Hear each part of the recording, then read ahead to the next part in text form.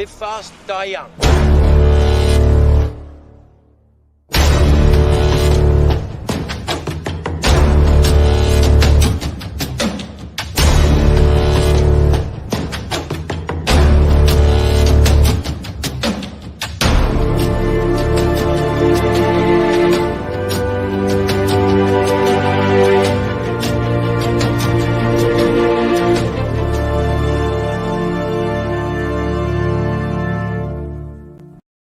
Hello, and it's me, Lance Nielsen, one of the co-founders of The Outcast Creative. We've got a very extra special industry interview tonight that it's my absolute honor to host. This came out of the blue quite late in the day, and we're also going ahead slightly earlier than scheduled. So I know a lot of people will be jumping online in 24 minutes time when they thought we were going to start. But that's okay, because it's going to stay on the channel. So, you know, the beauty of modern technology is you can go back and you can watch all these things later.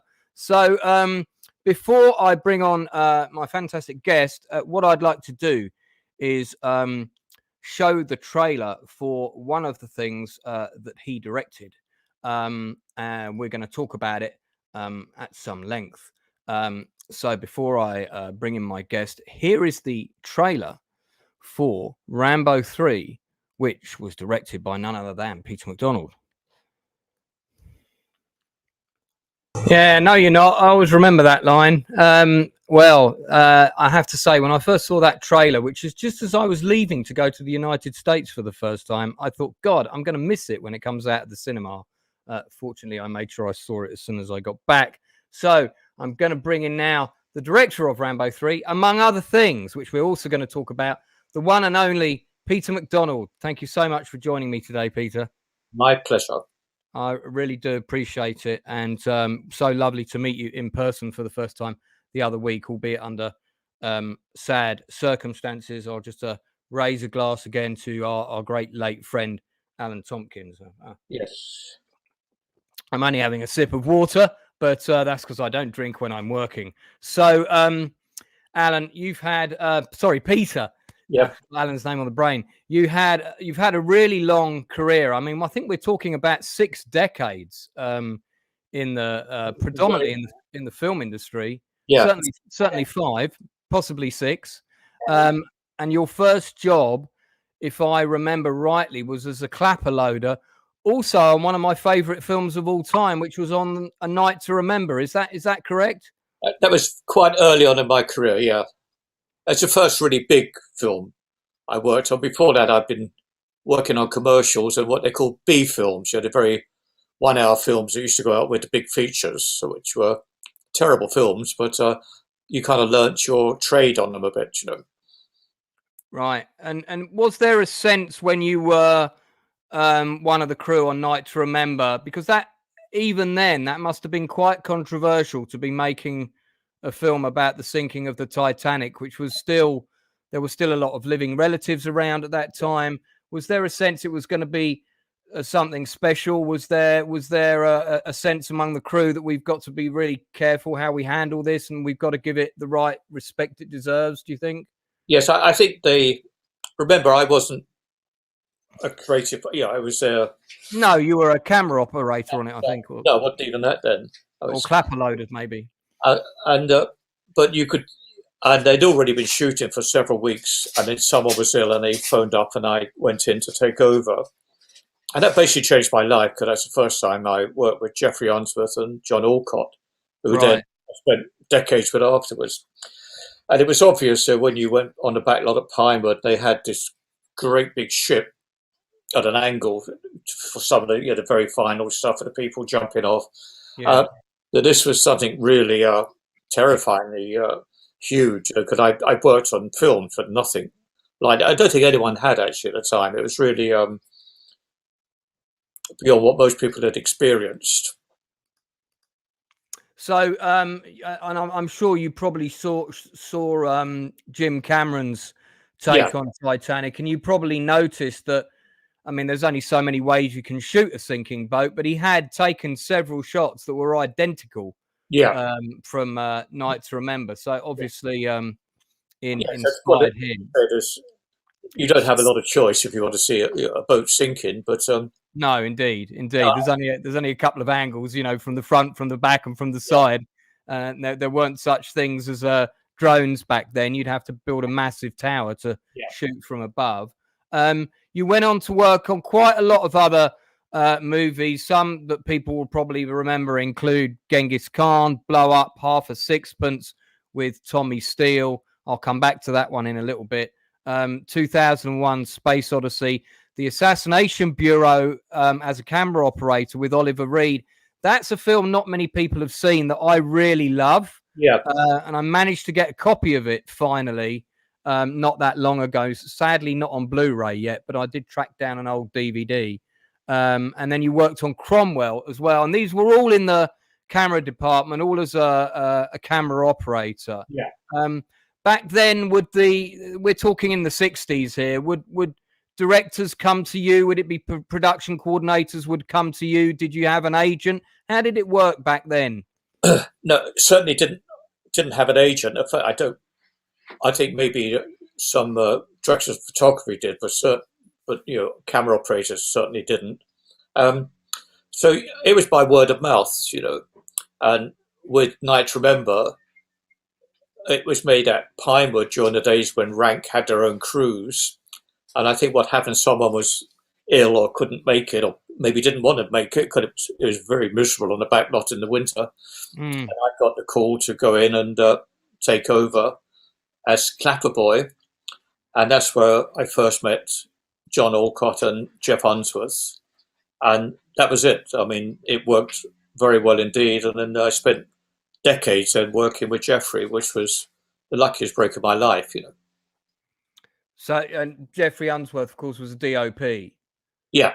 Yeah, and I think one of the most well-known English DOPs in our celluloid history. So you got to work with him, you're saying, like 20 times plus. Oh, yes.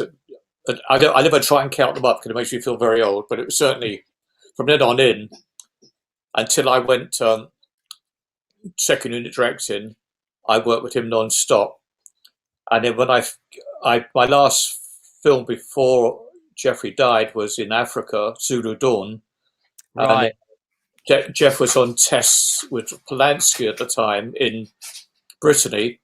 And I came back from Africa, and then the following weekend I was going to go out to spend the weekend with Geoff, not to work, just, as hang out, just to be with him, and then I got the terrible phone call saying that he died. He had a massive heart attack and had died, which for me was dreadful because he was not someone I only worked with. He was my, many ways, but a father figure for me.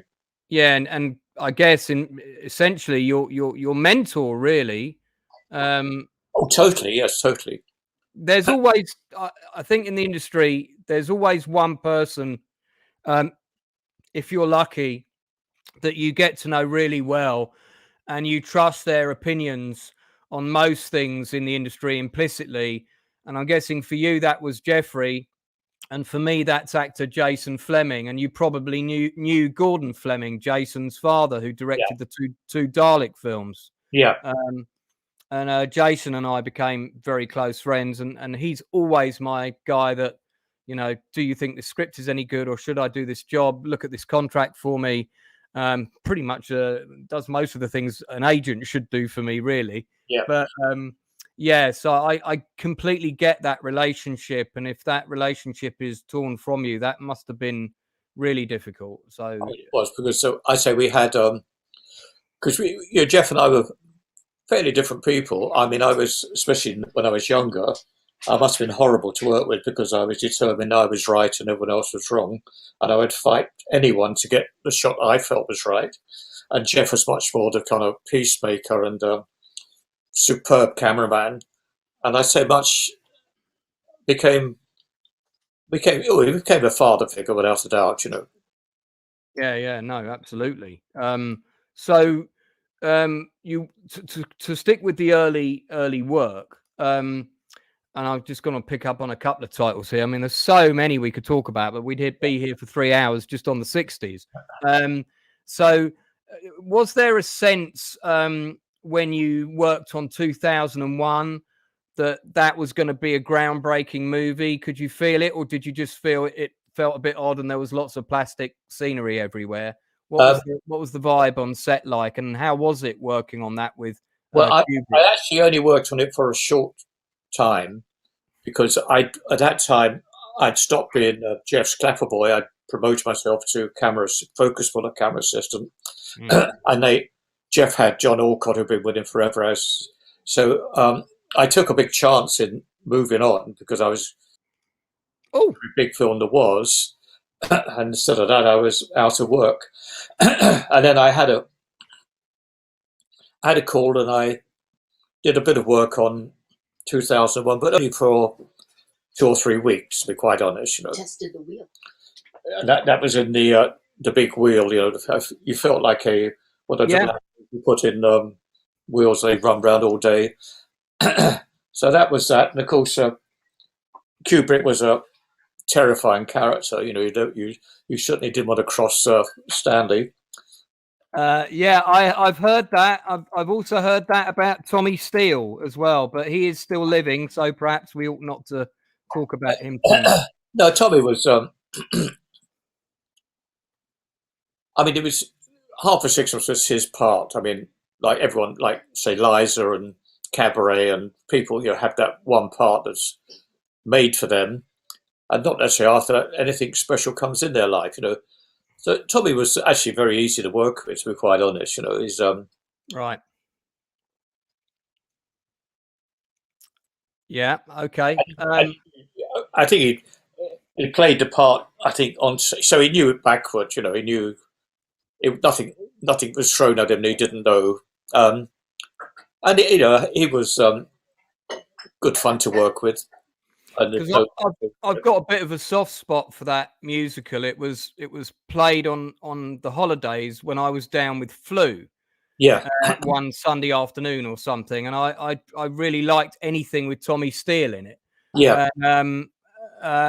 The thing that I didn't know when I was watching it at the time was Julia Foster, who played the love interest, if you remember her. Yeah. At the time that was made, she was married to my birth father, who was Lionel Morton from the Four Pennies.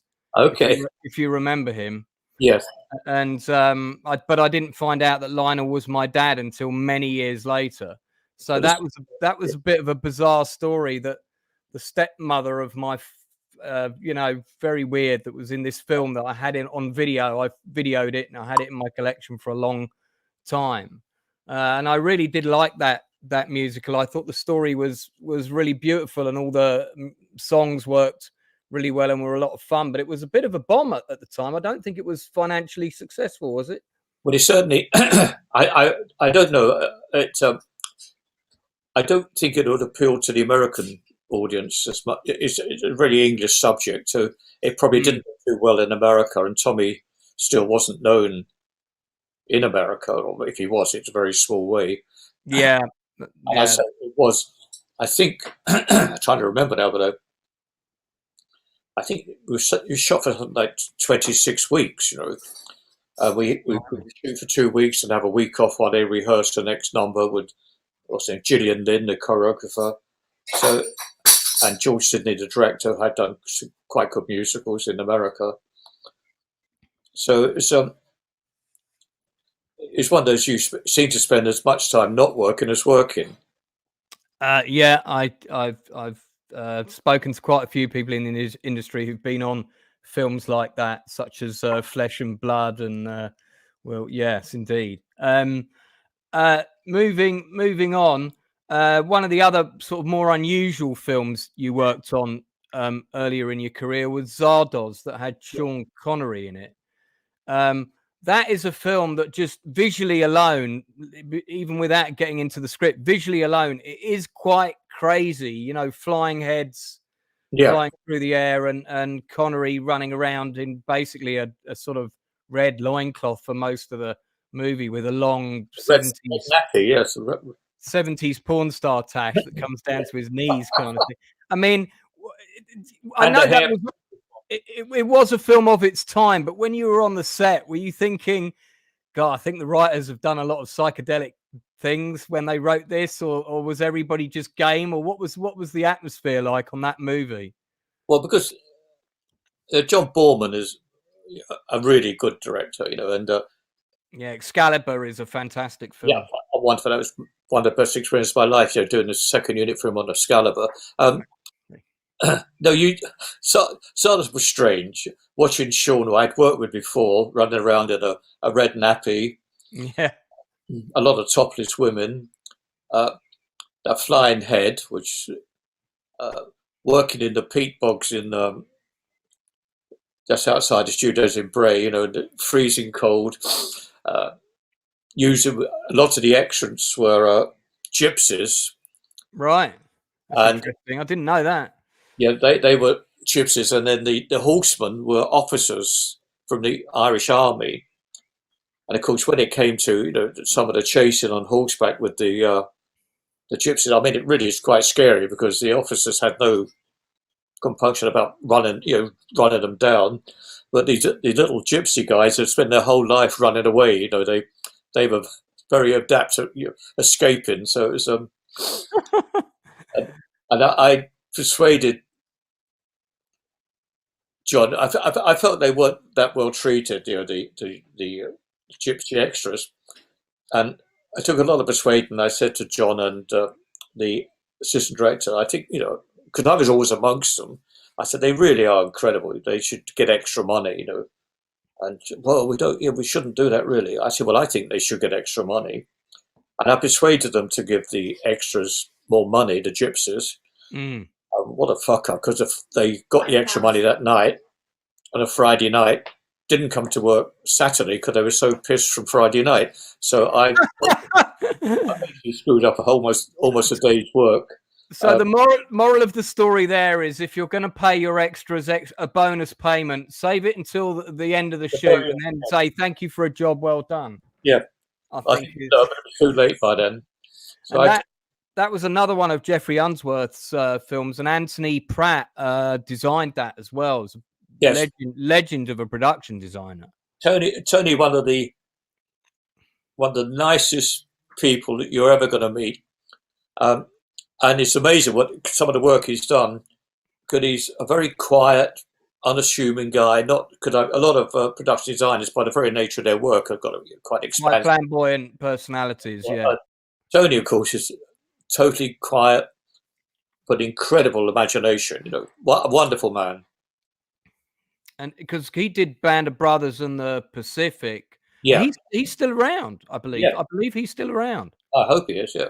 Because I think I can't remember if Alan introduced me to him or vice versa, but he definitely was part of the root of the communication of how we met. So moving on from the early stuff, you then go to work on again some favorites of mine. We're going to move on to Bridge Too Far, and then also working with the late great Richard Donner, who sadly we lost a few years ago. Now, Bridge Too Far, I've got a couple of little pictures here, which I'm gonna share with the wonders of modern technology. If you'll bear with me a second. Sure. So I was always really it's a massive interest of mine, Operation Market Garden, anything to do with airborne forces, World War II. So, of course, when I met Alan, I was asking him all the questions. Where did you film that scene? How did you film this scene? What was this set? How did you build that? This is after the Grabners ambush on Grabners Charge, yeah, Deventer's Bridge, Deventer Bridge, doubling for Arnhem in Holland, which is not that far from Arnhem, but still has all the original old buildings. Annoyingly, there's now a car park underneath it. Now, were you were a camera operator on Bridge Too Far, and I know there was a couple of different units. Were you with the unit that shot this sequence? Yes. Oh, fantastic! And it was called Grabners Charge. It was the first. What it was the.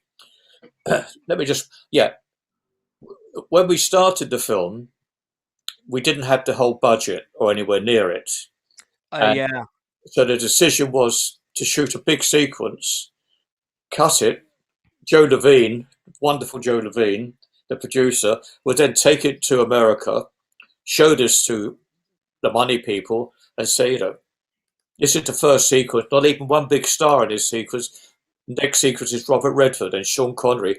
And this lovely old man, because he was an old man then, got the money through that one sequence. So that's him on top right there. Yes. Yeah. Who's that he's standing with there on the left? I can think it's someone from the art department, but I don't. Yeah, it's not Terry Marsh, no. No, it's not Terry. I'm also met Terry Marsh. It's not Terry Marsh, and it's not Alan. But I do believe that's Alan's model that he made of Arnhem Bridge. Yes. Actually on the set. Yes. And boy, would I like to have that. It's not as nice as the one I've got in the shed, which is about the same size. So yeah, that's right. He kind of and he pre-sold the film, didn't he, in Europe, entirely on that footage, and was already, I think, already in the black. Yes, it was quite incredible because he gave about, I don't know, 12 of us or maybe more a percentage, which was very nice. Got a nice letter, blah blah blah, thank you. And Wow. don't ever expect to see a single penny from this show because this film is so expensive. And then we had a dinner before the film was finished, which Joe invited us all the people he'd given the percentage to. And beside our plate was an envelope. And before we started eating, he said, I want you gentlemen to open the envelope. And each envelope had a check for £1,000 in it. And thinking that I was on £140 a week, that was like an absolute fortune. And he said, this is the first of many. Well, we got a little bit more after that, but the honesty of Joe, because people often say, we'll give you a part of the profit, And he, from once he sold it to the distributor, he immediately, with Dickie as well, because Dickie, I think our percentage might have come out of Dickie's percentage profit, Right. Dick, very generous man, and I'm sure it actually came from Dickie's part of the profit rather than Joe's. Wow. But it was like an absolute fortune. I mean, was the thinking behind sort of giving 12 key crew members that lovely thank you brown envelope, was that kind of because you went the extra mile, you were on you whatever rates you were on, but you kind of you really had a strong work ethic, and it was just because I know it was a hell of an ambitious project. It was incredible, and I think it was Dickie Attenborough's idea to give us some money, and I think it was just him saying thank you, because we were. I mean, it was a very good crew, and you really fought very hard for everything you needed, and so it was. And also, you had a great pride in what you were doing because there's hardly. I think there was only a couple of bits of the film, like with Robert Redford, that weren't quite true, that were exaggerated. I think the Robert Redford part, if I remember rightly, it was like 3 different people rolled into one. That is correct. He is not the guy who berated the person on the tank and said those are British troops on, and that was another officer. Yeah. Yeah. So, but I mean, you have to do that. Oh no, I'm not criticising it because to get that much money, for a war film, was fantastic, and if you think how some films change history, to change everything, whereas very, very honest to what actually happened. We had military advisors with us and actually been there, and I might have said this before, and I persuaded Dickie. I said, all these guys advised, and all officers you got, Well, of course I have, Peter. I said, no, we should have a private as well. The people who actually were there down and dirty. And Dickie being Dickie agreed, and we got this Welshman, Taffy. Oh, yeah. He'd lost his legs in the Arnhem. So he was with us on a wheelchair, and he really, I listened to him more than any of the officers, and I know exactly who you Very, mean. very honest, very, and what was lovely about it, he, a few times I looked around, I could see, a tear in his eyes. Is obviously he's remembering, the people he'd lost, his mates who died, they never came back, and and we did a sequence when Tony Hopkins was running from one building to the other under the bridge, and there was huge explosion, everything's going on, and Tony did like a walk from one place to the other, and after we shot, I said, "Would you have run? Wouldn't you? With all these explosions, run?" And Taffy said, he piped up. He said, "No." He said never. He would never run in front of a German. He said, "I might walk fast, but I would never run." So what Tony did was correct. It was a fast walk rather than a low ducking run. So personally, I would have run like hell, but. I've got a miniature figure of his character right here. Yeah. Oh yeah. That I had that commissioned for my bridge model, and that's painted by Kevin Dallimore, who's one of the best painters in the country. Yeah. And he also made me, of course, in real life. This character was Colonel Pinecoffin, the guy who carried the umbrella. Yeah. Oh, it was wonderful character. Yeah. Yeah, and that's another character in the film who's based on like 2 or 3 people. He's also based on Lieutenant Jack Grayburn, who I think got the Victoria Cross, who was killed in action in Arnhem, and Pinecoffin actually was one of the people that made it out. I want to stick with Bridge Too Far a little bit because I think for people watching, they'd be really interested to know this because it is, in my view, the sequence that we're talking about, Grabners Charge, is one of the best action scenes ever filmed. I mean, you've got 2 actually of the best action scenes ever filmed in the movie, in a movie ever. One of them is Grabners Charge, and the other one is the 82nd assault across the Vaal River. I've muted the sound for the moment. Now, these are all the different camera angles coming up. I'm interested to know where you were when they shot this, because when I spoke to Alan about it, he said the majority of the action, apart from a few pickups, was done in one long continuous take with multiple camera angles, apart from things like these close-ups for Frost and whatnot. So I'm very curious to know where your camera position was. This is one of them. If you can remember it. This is one, because I always remember this one, because you start by just seeing the aerial. That's right, yeah. And that was my idea. I said, because I saw it on rehearsal, I said, "Dick, this is incredible." But all you see is just this little waggly aerial. And then out of that grows all the vehicles. And then you think, "Oh, shit, we're in trouble now." Because, the amount of, because there was a German division resting the other side, which... Yeah.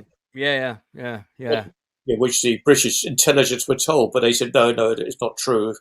Well, they just thought that they didn't have much fight left in them, and no one wanted to call it off, and a whole other combination of politics and nonsense. But yeah, it's so that's interesting that you did that shot. So you were one of the cameras on the bridge then when they were all coming towards you. What I mean, presumably there's a load of pyros and stuff about to go off. So what protection was there for you as a camera unit with all of that kicking off in front of you? And I know that camera on the left side, that's the one that's in the balcony of the block of flats. That's very cleverly cut out with a lot of judicious editing on the part of the editor.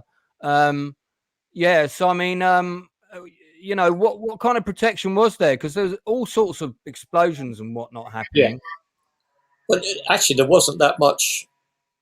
We had kind of perspex screens. And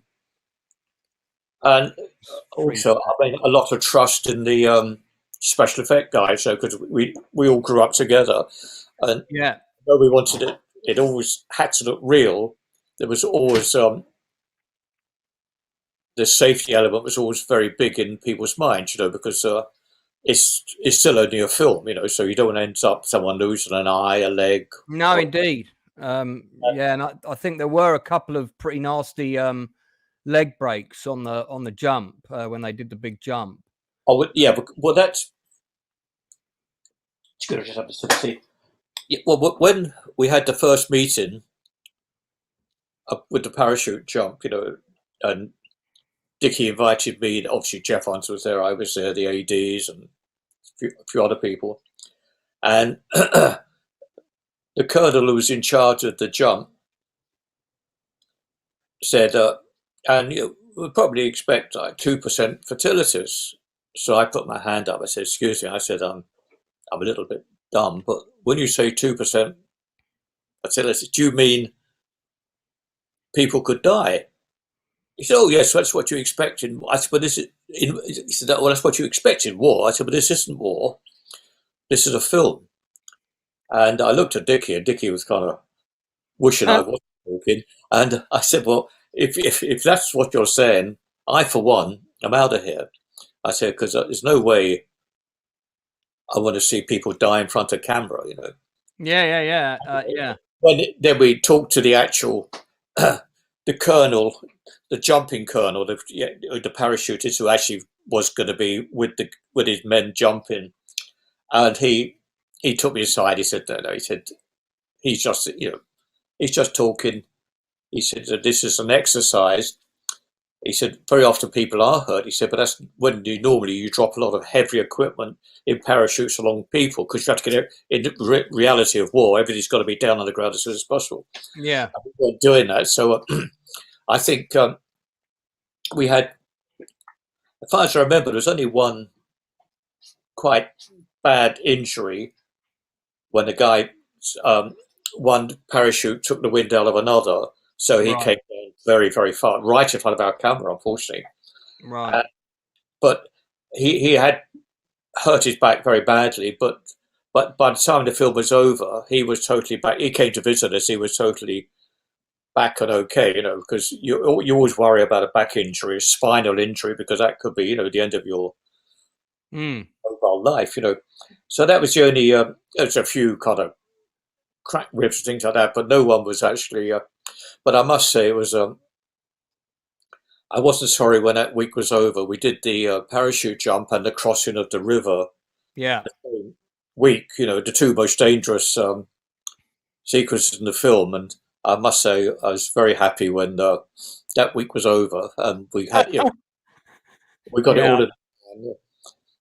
And I remember I was going in the boat with Robert Redford, doing it, singing Hail Mary, full of grace. He was rowing across there with all and I filled his boat, which is I was in with a camera, full of the top stunt guys.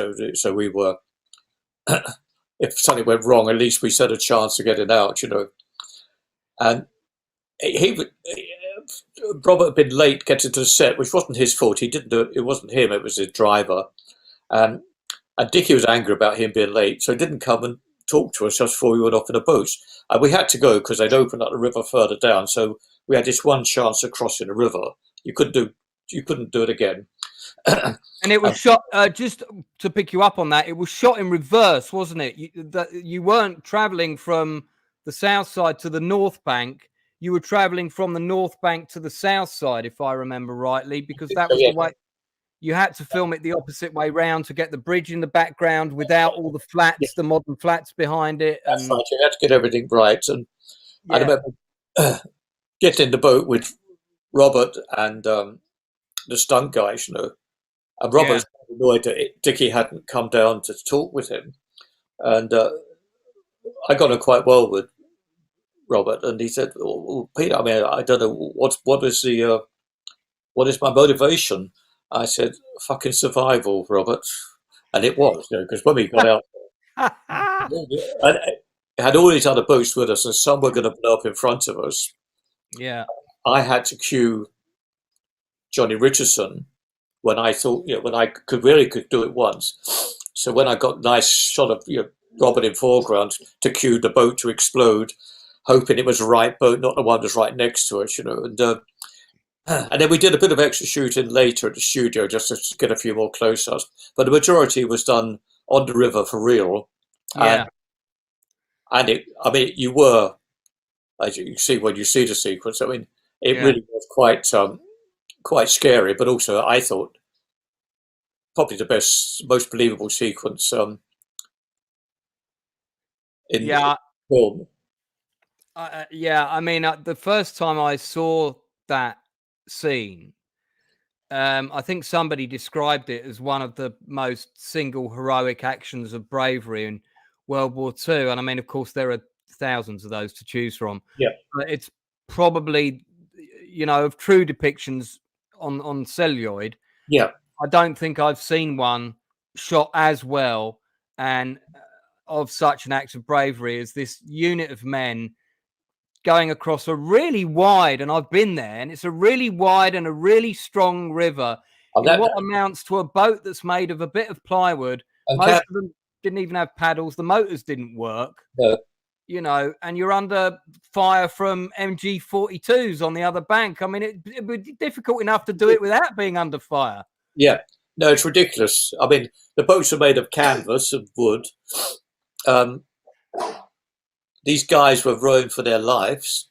And that's why it was so good when we shot it, because it was the same thing. If I remember right, we had little back outboard motor hidden right at the very back. Yeah. That could just give us a bit more, because the tide, as you left the shore, the tide hit you immediately, and it was very, very strong. And so the guys really had to row hard to get across in as straight a line as you could. Otherwise, you could have ended up in the next town. Yeah. And I mean, I can see from the sequence, the close-up shots of the explosions and the stuff with the squibs and the guys struggling in the water. That was probably shot in that water area where the bridge was built that was blown up. That was it wasn't actually over a river. It was. So I imagine you shot that stuff there. But all the made wide stuff, I can't remember how many cameras we had, 15, 16 cameras. And I think 3 of them, I had one with Robert, and 2 other camera operators were in other boats. And then we had cameras both sides of the river, because you knew that, you might only get one chance at this. I mean, in terms of the whole sequence running with the boats going across the river, was that a one-take wonder? It's just like cover it from every conceivable angle, and here we go. Yes, it really was. We could only did the actual crossing, the big crossing once, and then later we did some more stuff in the studio, big close-ups and stuff like that. But the main thing was a one take, and then time I was with Robert, and time he got to the other side, and by then I was really screaming to get out and run, across the beach with the other guys. And then called Johnny Richardson, let everything you have left go, all the explosions go. And obviously the special effect guys were watching. They weren't being stupid. They were watching. There was no one totally close. Yeah. And I must say, I lay down in the boat there, and I was totally exhausted. And just looking up into the sun and trying to get my breathing right. And then suddenly the sun disappeared, and someone right over the top of me, and it was Robert. And he'd run through an explosion, which was soot. So his whole face was like a Tom and Jerry cartoon. His face was totally black, just with the white eyes, And he actually didn't know this, but he was angry. He said, "I've never in my life been anything like," and he was swearing. He doesn't swear, ever experienced anything like that in my fucking life. And everyone ran away. I was then suddenly on my own. Everyone just, to face his wrath. And I got up from the boat, because Dickie, none of them were with me. They were all the other side. Dickie, because we had to have it empty. And I just sat up in the boat, and I said, "You're right, Robert." I said, "And everyone will know it was you, and it was real. It was authentic." And he thought for a moment. He said, "That's fucking right," because it was him, and it wasn't like doing it with doubles or extras and that, and and then Dickie arrived with the entourage, and always called me Poppet, which I didn't really enjoy. He said, "How was that, Poppet?" I said, "Fantastic, fantastic, Dickie. Um, shall we go? Should we try to go one more time?" And both Robert and I in unison said, "Fuck off! We're never going to do that again." You know, because it's when you do things again for no real reason, that's when the action happens. Anyway, you couldn't do it again because just round the bend, about a mile back, because this is a huge river, they stopped all the big boats coming, and as we were halfway across, they let the boats go. They didn't come into picture. But then there was no way of you going to, because you'd held these people up for an hour. They weren't happy anyway. Yeah. And there was no way that ever you were going to do take two, you know. And we didn't. They I think they called it the $1 million hour shoot or something. Yeah. It cost like $1 million hour, £1 million an hour to shoot this whole scene, close the river, close the bridge. I assume that the assault on across the river and the stuff around the bridge was shot on obviously 2 different days. Would that be correct? It was like 2 different Sundays or something like that. And once you were out of the boats with this scene depicted here, was that essentially part of the same take? You know, you had cameras hidden and whatnot, and the guys could just get out and keep running. Yeah. Yes, it was. Incredible stuff, man. I just like. I mean, it felt. I said that's why. Although Robert was a bit upset when he came back covered in soot and dust. Yeah. And of course, those days you couldn't say to someone, you couldn't show them on video what you shot. We didn't have all those facilities those days. And I just said to him, well, it was fantastic and it looked totally real. And Robert's a filmmaker as well. He's not just a film star; he's a filmmaker, and he started thinking about it. And he said, "Yeah," he said it felt great. I'm sure it was great, and of course it was, Yeah. You might not know the answer to this next question, but because I've just played this sequence, I just remembered I was always curious. They deliberately cast this really young bunch of kids playing the Germans on the other bank. They literally are kids, if you look. And one of them's like got the face of a baby, that kid there. Yeah. I mean, they must have been like a load of local Dutch boys or something. And they're right in the thick of the action with all these 20, 30-year-old Americans charging at them with bayonets. It must have been terrifying for them. Well, it probably was. But then again, Maddie, could you turn this thing off here? It was. But then again, that works for the film. Yeah. Because they were very... We're losing that. They were very young. Thank you. They were very young, and that's the true part of the story. Yeah. The terrifying thing. You think kids of 17, 18 who've never seen, weren't even allowed to drink in America till they're 21, but they could be killed at 17 or 18 in the war. So it's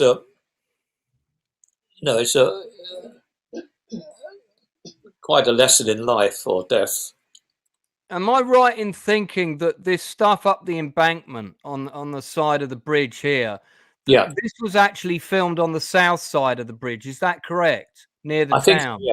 Yes. Yeah, because I went there and I looked at both sides, and I was on the south side, and I was like, no, these are the stairs, Yeah, I thought so. It's really interesting to see how that all worked and came together. So before we leave Bridge Too Far, I've got 2 other questions about it. One is, and I mean, we could go listen. I could have done a stream just on this, but one of the questions is: did the real Kate Ter Host, who was still alive at that time, did she come down and visit the set? Did you get to meet her? Oh yeah, she came. She came down when we were shooting her sequence, and with Liv Orman, and it was great for Liv as well, because this woman was totally together, and she explained exactly.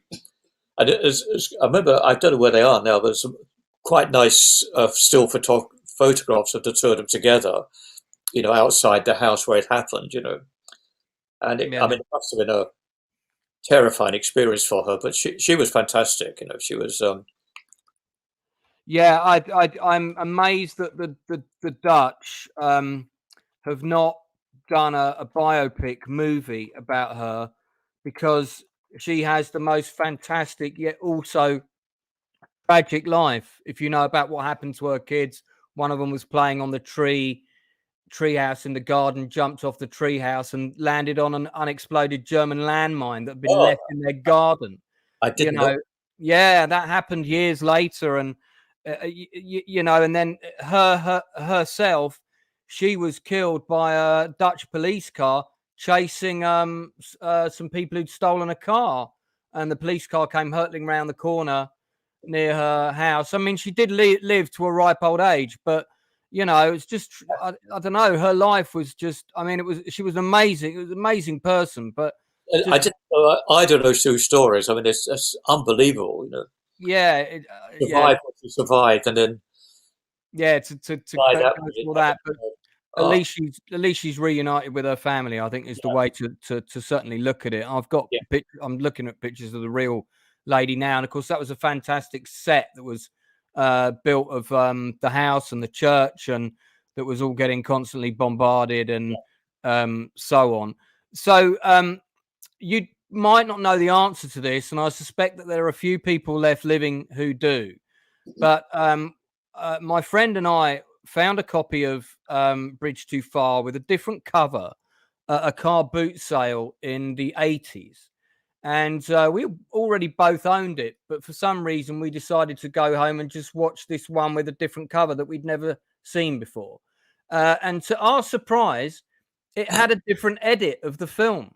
Really? And yeah, which is really bizarre. I can't tell you how, like we were, hang on, that scene's not in the other version. One of the scenes that was in it was of a patrol of the 82nd Airborne, and it's in the script, but it's not in the main release, because I've got the script as well. I've read the script, and it's that they get lost and they go running around the corner trying to find where they are, and suddenly all the doors burst open in the street, and there's Germans in every doorway, and the guys that don't get cut down run round an alley, and round the alley is the same kind of German armored car, the one that kills all the people at the human roadblock later in the film. It's the same one, and they all get massacred by that. It's a very short sequence, and the American actor who is in leading the patrol, and I'm sorry, I don't know who he was. His acting is not very good, and I have a feeling that's why that scene was cut. The other thing that was really bizarre about that video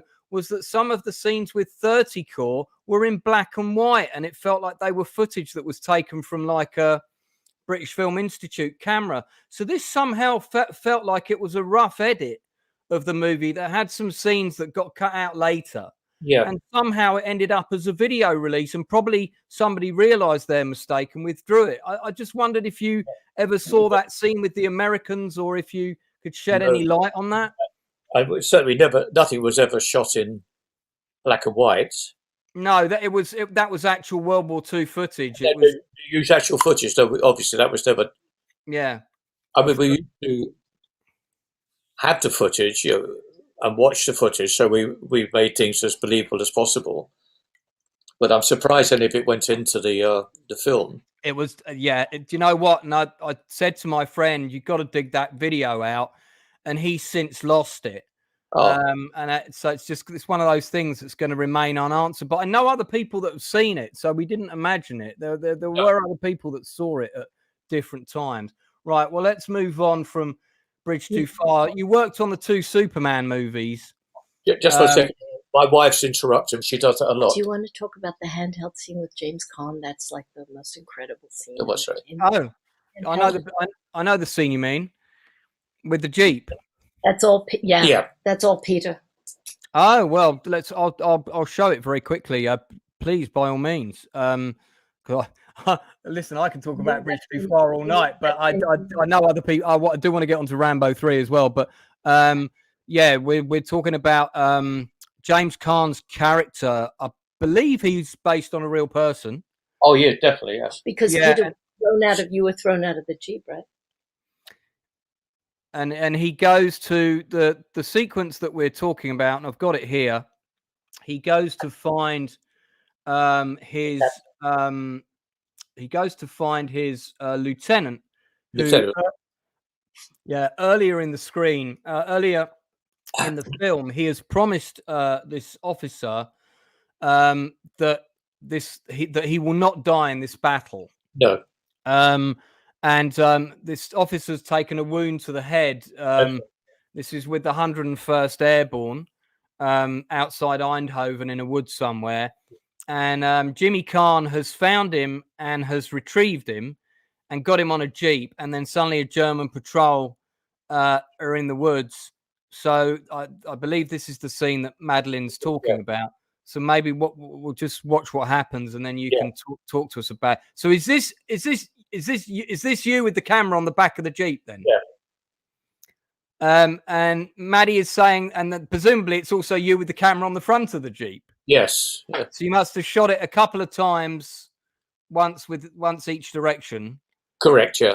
And you also fell off the Jeep. Only once. Luckily when I was on the back, not the front. And how did you find Jimmy Caan? He was a bit of a pain in the ass, but he was a great driver. I was always, when he was driving, I was always confident. We had also some stuff when the stuntmen drove, and they weren't nearly as good as he was. He was really a really fantastic driver. And he was okay. I think the thing was, compared to all the other actors, Sean and everyone else, who was superb, he played up a bit. But I think when he realised that no one else was, then he calmed down. I think one time he wanted to play the big Hollywood star, and then when he realised he wouldn't, with the other people that we had in the film, none of them could play those games. So then he came into line. And certainly Sean, a couple of times when people stepped out of line, Sean was very quick to step forward and put them back in place. Sean's very professional. He did, and I think he believed very much in the film. Yeah. Well, that's good to know. I'd love to talk more about Sean Connery. Scott Barrington, who's actually an actor with the Outcast Creative, and in fact, I'll be directing him in a play soon. Last time I directed him, he did play an American general at Kent State. Hi, Peter. What are your memories of William Goldman, who wrote the Bridge Too Far script? Did you get to meet William? Was he there during filming? He was there a lot of the time. He was a really fantastic man. And he would give you, if you wanted to ask a question about this or that, or was that true, he always gave you time.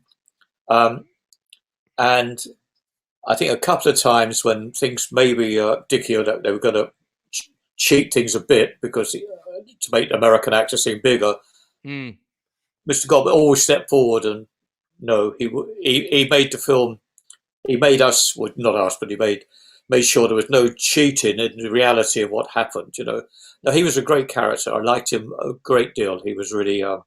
Yeah, I loved the way he came across in all of his interviews, and I'll never forget the interview he gave where he said Bridge Too Far was our chance to say, look, war sucks. We're and a lot of people kind of credit Saving Private Ryan as being the first true depiction of combat in World War II, and I say that's bullshit. Bridge Too Far did it first, and a lot earlier. It was just a different type of movie. It was the big story, whereas Saving Private Ryan was the little story. But the depiction of combat realism is exactly the same. You only need to look at the sequence with them charging across the river to see that. Okay, so finally moving on from Bridge Too Far, Superman and Superman 2, Richard Donner, they were shot together. I think originally maybe when it started, it was going to be one big movie, I think, and they decided partway to break it. No, it was going to be two. And there was a good idea to shoot them because some sequences are, sets and sequences are very similar between the one and the two. Yeah. But then the money started running out, and they decided just to finish one. And I remember saying to the producers, we already shot more of two than we have one, which we had, not by, just by the accident of, locations and actors. So they shelved shooting any more on two, and we finished one. And you can understand that because they needed to make sure that they had enough money coming in that they could, make two later. So it made sense in that respect, but they were surprised when they realised how much of two we'd shot as opposed to one, which was just purely luck, that way. And was that the reason that Richard Donner fell out with the Salkins, because that he hadn't stuck to the schedule, or what exactly happened there? Because I've heard so many different stories. Well, personally, my opinion, I made a silly statement once when I'd been interviewed a book about it, and I said, in my opinion, only two people who could have directed it, and they were both are Dick Donner, which I thought was quite clever at the time. Yes, I read that somewhere. That was. But Dick was, his energy carried the film, carried it. I had a great respect for him, and I was very upset that I could never understand, and I've had it a few times since, and also when I directed, when instead of the producers being behind you, backing you, they seemed to do all they could sometimes to destroy your confidence, which is totally stupid, And but Dick was a strong character, but even he at times you could see he was really drained, So, were you there for the rest of the shoot when I think it was Richard Lester, wasn't it, that came in and took over? Oh, that was quite a bit after. Yes, no, I would never have worked with. I like Dick Lester. I worked with him, but as a person, he's fantastic. As a director, as far as I'm concerned, he has no patience at all. Whereas we want to get everything right. Dick Lester would just shoot, and we'll make it work. Right. I personally didn't agree with it. I say he's a charming, very funny man, very talented in some of the films he's made, but has no patience at all. Well, coming on to, I really like the Chris Reeve, the first two Chris Reeve films.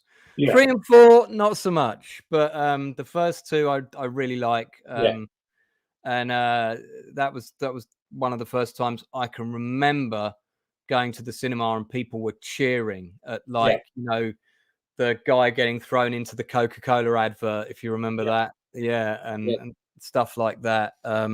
I've always heard really nice things about Christopher Reeve. Can you confirm? Totally. Yeah. Totally gentleman. A totally nice. That was his first. We tested lots of people. Yeah. Including the producer's wife's dentist, American dentist, because she came round from having a tooth out. I guess she'd been put under gas with it, and she saw this guy looking down at her, and she thought this was him. So they flew him over from America. We tested him, and I'm sure he's a very good dentist, but a totally useless actor. Whereas Chris, you knew from the very beginning, could play both parts. He had to be. He had to really work on body. I think from when we tested him, it's probably 3 months before we started shooting. So then really every day he was working out until he filled the costume. And very serious young man at the time, but very nice, very, very professional. And must say, when we did the flying stuff, he was so much better than the stunt guys, because his body language, his landing, everything was so much better than any of the stunt guys did. Yeah, he had the perfect physique, I imagine, for the wire work and coordination. Yeah, all of that stuff. I really rated him. For me, he is still Superman. Some other actors have done a very good job of playing Superman since him, but he's always going to be my Superman. Maybe that's just a generational thing. He had that nice quirky humor he could play as well. Firstly, he looked great, but also he had that nice kind of quirky humour for the one-liners. So I'm wondering if you can confirm this story. So I went to school with Simon Turk. He was in my class. Simon was one of the two sons of John Turk of Turk's Boats in Kingston upon Thames. And you will probably know that John Turk supplied and designed where needed all the boats for the Bond movies. Okay, yeah. So he did the big rowing boat for Octopussy, and he designed the one that had the hang glider for Moonraker that popped out the ceiling, and for whatever reason, he was always at Pinewood.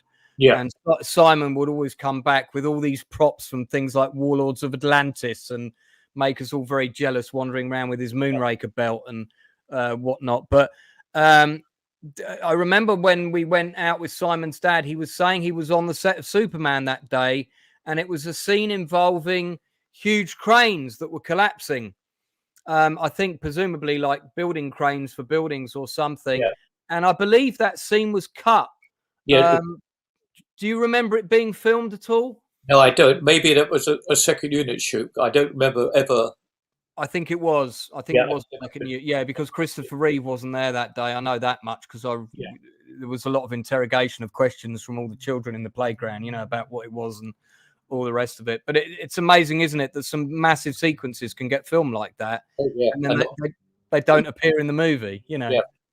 But that's the magic of cinema, as it were. Let's move on to Rambo 3, which you took over because the director of Highlander, Russell McCulkey, if I'm saying his name correctly, I think he was fired, or left, whichever. But he left anyway. And you had worked. Now you had a previous association of working with Sly Stallone because you were a second unit director on Rambo, the second movie. Correct. Yeah. Yeah, and I think you did a lot of the aerial stuff and the action stuff. Yeah, I did all of the helicopter. I did the whole chase sequence.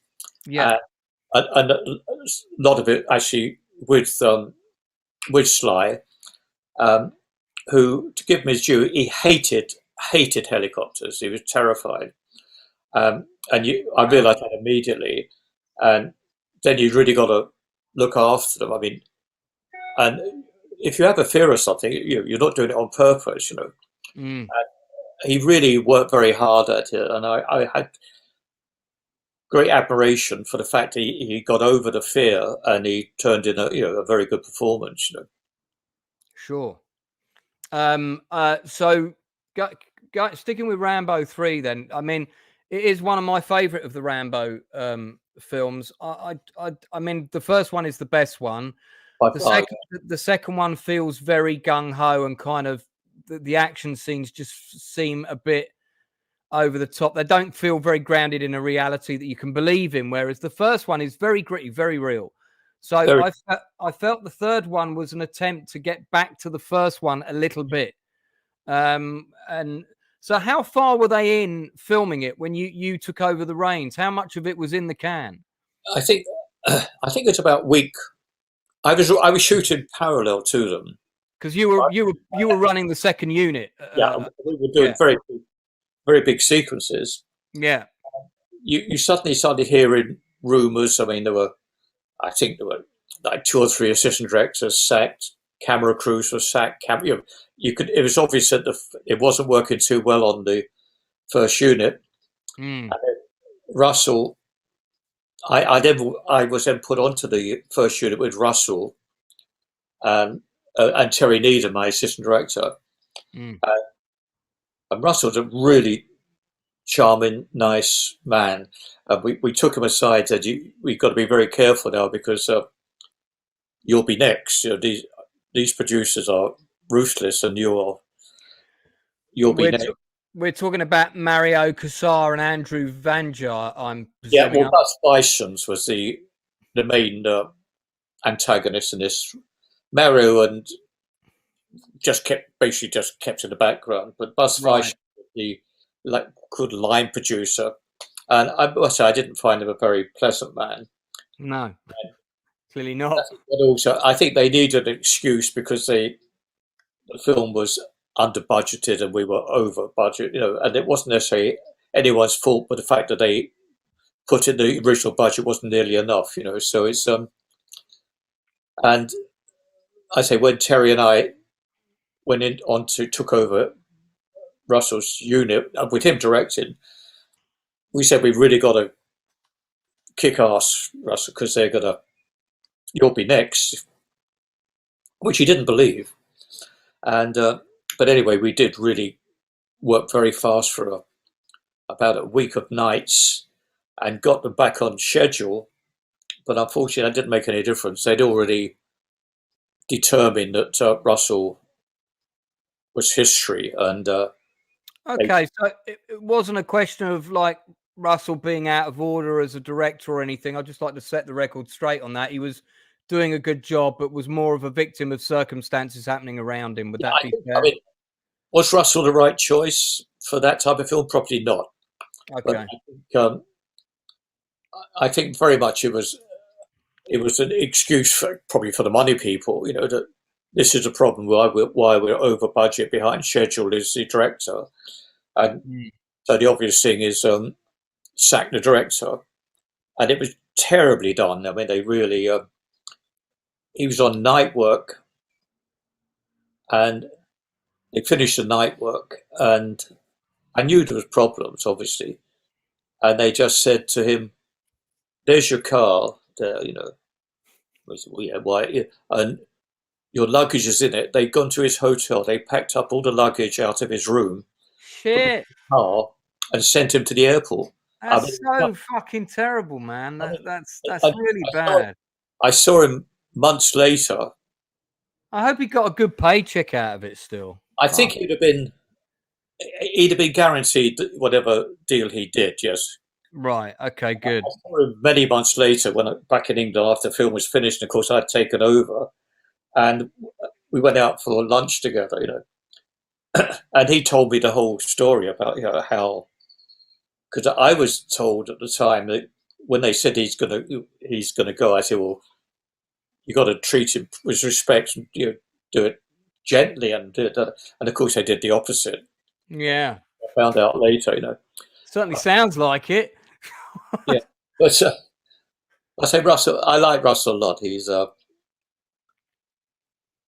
very nice man, but he didn't know how to watch his. But he didn't know what he was dealing with with these people, you know, because they were ruthless, and yeah. If anyone had to be blamed, it wasn't going to be them for not having enough money in the budget. It was going to be obviously the cameraman, assistant director, all of which were sacked. I mean, it's at the time, and I don't think a lot of people know this. At the time, it was the most expensive movie ever made, budgeted at $65 million. Yeah. And at that time in 1988, that was the top end. And I think the next film that exceeded that, I believe, was Total Recall with Arnie that came out a year later or around the same time. Same company, Coralco. Coralco made that as well. Yeah, went over budget also, and I bet that was a fun set to be on for the same reason. So one of the questions I'm dying to ask you about Rambo 3 is this one. Now, about this individual. Okay, let's talk about this kid. Because when this kid is on screen, we're talking about Doudi Shoa, I think his name is. You can't take your eyes off him. No. He is just, he's got that look, hasn't he? No, go on. I'm just amazed. And I saw, you know, when I watched it, when I bought the Blu-ray, which I've got here for everybody, you know, and it's the only Rambo film I've got the Blu-ray of. And I watched it again. I thought, God, he must have gone on and had an amazing career. And I went on IMDb, and there's like two other credits for nothing in particular. But you watch him in the film, every scene he's in, he's great. You know, and I really rated him. And so I just kind of, I mean, let's talk about him.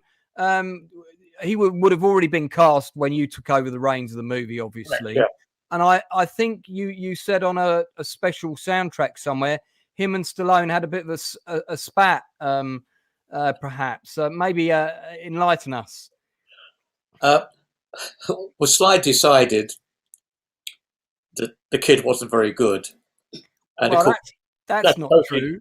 because, and of course it's totally the opposite. You know, Yeah. it was walking. We did that long walking, talking scene when the kid took Sly's knife and was touching it up near. He did that all himself, you know. And Sly was kind of quite stayed in his way, and this kid was just a natural. And he stole the scene, uh, and that didn't make Sly too happy. So Sly I said, he said, I'm going to rewrite a sequence. I said, okay. So he could disappear for an hour. And he had the kid killed. He'd written a sequence and killed the kid much earlier than he was going to disappear in the film anyway. And I said, no, we can't do that, Sly. And he said, well, he just wanted him off the screen. And he wanted to have him, step on a mine or do something, I And it was I amazing.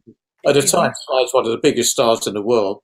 And he's worried about this sort of 7-year-old kid or 8, whatever it was, who'd never acted before, probably never have any great future, but was very natural and perfect for. And I always amazed me because you think, well, as an actor, you think the people you're acting with, you want them to be as good as unbelievable as possible, because otherwise you reflect on the whole film. But I mean, the kid was quite annoying, but in a nice way. I'm very, very confident.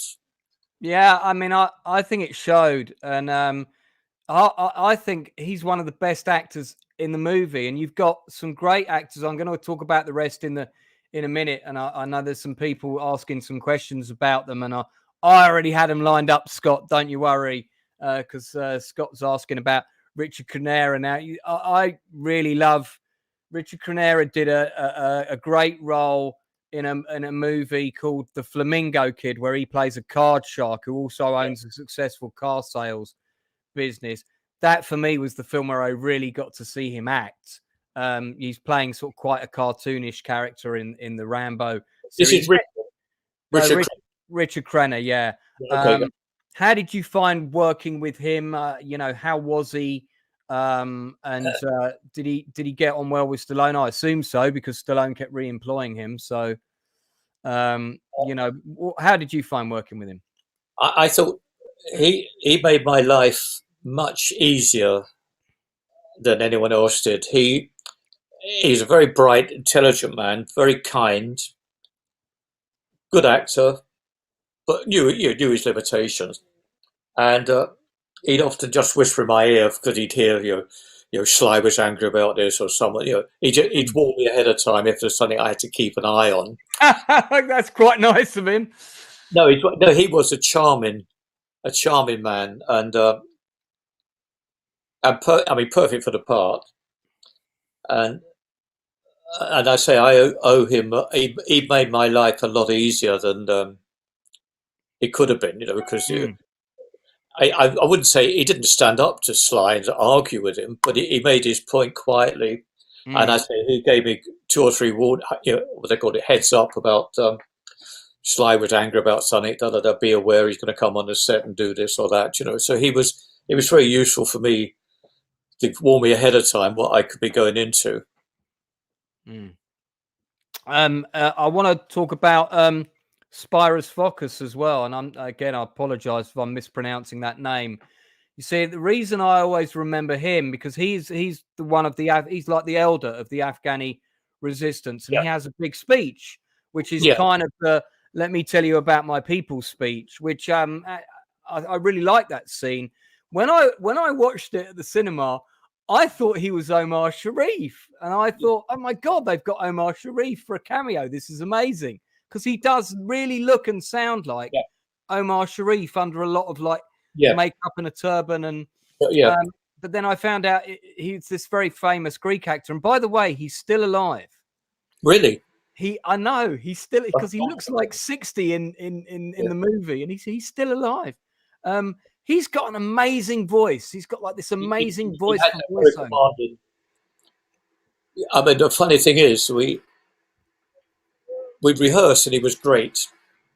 And then, I don't know, when he's opposite Stallone, and he just didn't go to pieces, but I ended up having to shoot 1 line at a time. He couldn't do more than 1 line at a time and get it Wow. right, which is amazing because I say he is a superb actor. And I think I've noticed this a couple of times with kind of big stars. They sometimes try on purpose and unnerve the people that are acting opposite them, which is so stupid. Yeah, But, I like giving actors in the room. We talk about this in the Outcast Creative a lot. I work Yeah. with actors and I teach them, and I say you should always be a giving actor on set. Yeah. And you'll get it back. So I mean, was he being unnerved by Stallone, or what was happening there? Right. Okay. Yeah. And I say I never understood. I mean, most actors you work with do all they can to help the fellow actor, Yeah. and why not? But it wasn't quite like that, and it was. I felt a little angry, but of course this is also quite early on in my career, so I wasn't in a position to get too strong about it, And No. also once an actor, I've worked several times when an actor totally loses his nerve, and you feel so sorry for them because what you say, pull yourself together. I mean, if they've lost their confidence, it's a very sad thing to watch. Could you just give me 2 minutes? I just need to use the bathroom. That's absolutely fine. Yeah, because I'd hate to lose you because we've a few questions coming in. If that's okay, I'll just I'll just take Peter out for just a second. He is coming back. So we've got some other questions here, guys. If you're watching, thank you so much for tuning in. Do share the love, like, subscribe, all that kind of stuff. If you can do a little post on your Facebook or Twitter while we have this little break, and say, oh, it's live now. We're talking through all things Rambo, Bridge Too Far, and Superman with a man who was there, and I haven't even got onto Zulu Dawn yet. Then do one of those for me now, if you would. That'd be fantastic. So RRNZ, I have seen your question, and that one's coming up next. So I'm gonna put that to Peter in just a second. And for those of you who are tuning in late, Peter was involved in directing Rambo 3, and he was a camera operator on Bridge Too Far. So Rambo 3 is one of my favorites of the Rambo series, probably one of the least successful, but I really liked it. I really like the way the action is shot in the movie. So you can see, by the way, on Peter's piano there, if you look, it says Visit Hoth. See that there? That's a little brochure. That's a picture of the crew on the set of The Empire Strikes Back. I think that was a thing that was made especially for the crew that were filming on Empire Strikes Back. By the way, we have got no less than 5 streams lined up in the next couple of weeks. I've got all sorts of people coming on, and I'll talk about them at the end. Let's welcome back Peter. Thank you very much for not abandoning me and saying I've got to go now, because I've still got a few. Get over your bladder gets weak. No, I understand. I understand. If I need to pop out, I'll ask you a long and complex question and dash to the bathroom while you answer it. So a quick question here, which kind of is a nice segue from what we were talking about. Rambo 3 question. How involved did Stallone get with changing his lines? From what Peter's already said, I think quite involved. Staging scenes, acting choices, and did he actually take direction, or indeed did he need it, or did he kind of by this time know what he was doing with the character? I mean, how did you find that? Well, obviously he wrote the script, and he would very often rewrite the dialogue. I didn't always agree with it because, like us being English, he made it sometimes I felt too macho. But I mean, you have to remember this is my first directing. Yeah, that's right. Yeah. You were usually used to hanging back and directing one of the most expensive film being made with the biggest superstar around at the time. Yeah. I mean, when they said to you, I think it was Sly himself who said, "Would you take over?" Is that right? Yeah. And I mean, was there a part of you that said, "Well, I don't know, I don't want to get fired as well"? It wasn't a part of me; it was all of me. I said, he called me into his trailer, and we knew there was problems with Russell, and the crew liked Russell. We tried our best to kind of make it that he would be able to stay. And then I was called into the trailer and basically told that piece history, you're taking over. And I said, whoa. I mean, Right. I don't decide, if I, and so he said, well, what's to decide about? I said, I'll be honest with you. I said, I could never take the Rambo character too seriously, and so maybe I'm not the right person. I'm all right blowing up helicopters for you and jeeps and all that type of crap, but to take this seriously is maybe I can't do that. So he said, then what we do, the producers, they said, okay, we're closed down for a month, get a whole sack all the crew, closed down for a month, and probably restart again in America. So I'm thinking to myself, well, that means my whole crew, because most of the crew was English, we're all going to be safe. And it'd be my fault. And so I said, could you give me a few minutes? And I walked around it was night, and it was all the trailers, everything was parked. And I remember walking around this great big compound where we were working a couple of times, talking to myself and asking myself, did I really want to do it? If I didn't do it, what would happen? And anyway, I came back and I said, okay, if you want me to do it, I'll do it. And there's a couple of things I want to make your character more vulnerable and maybe get a bit of humor into it, because I think. Yeah, it's got a couple of nice bits of humor, which I do like about the film. Yeah, and he agreed to that. We didn't actually make his. Because I said to him, I said, I count up one time you killed 50 Russians, and you haven't even had a scratch, and that's why the big splinter scene came. He decided he would get wounded, and the splinter in his side, and the scene with the gunpowder, putting it through the thing and then setting up. I actually took I said to the camera, I said, I'll do this sequence because I said I want to be totally in charge of what I'm seeing, and I found it. I mean, when he lit the gunpowder the first time behind his back, he looked like he was turbocharged. The flame went back about a foot.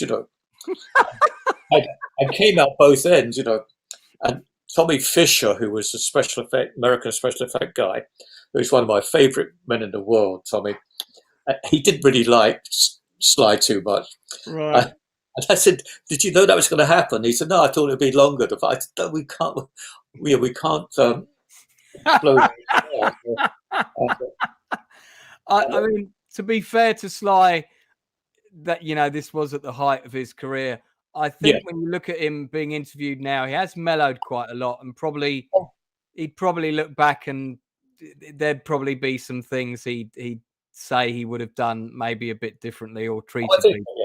No, I mean, I worked with him after that on, was it Tango and Cash, and he's much more, together then. Yeah. But I mean, the thing is, when he played once he put that, rib on his head and he's put his little diaper on, he became Rambo. He was that character. And of course, in life, he's not really that gung ho type of character. He's very, I wouldn't say very careful about stuff, and not.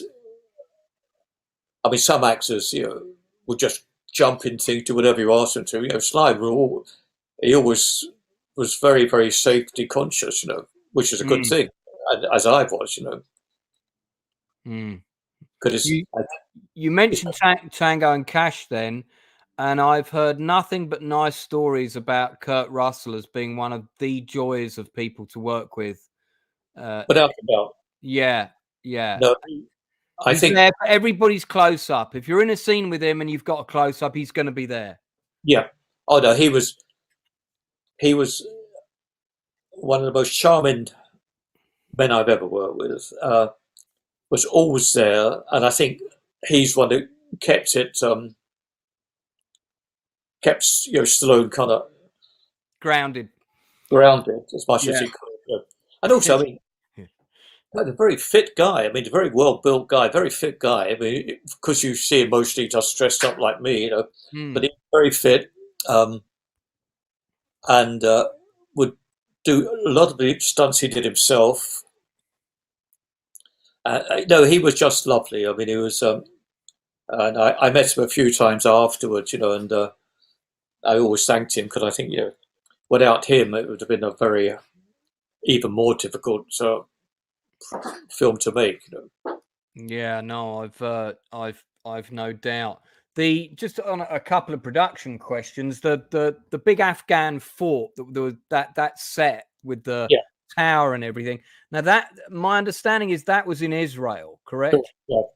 Right, but then when it came to filming the kind of climactic battle of the movie, you had to go and shoot that sequence in Arizona due to sort of pyrotechnics.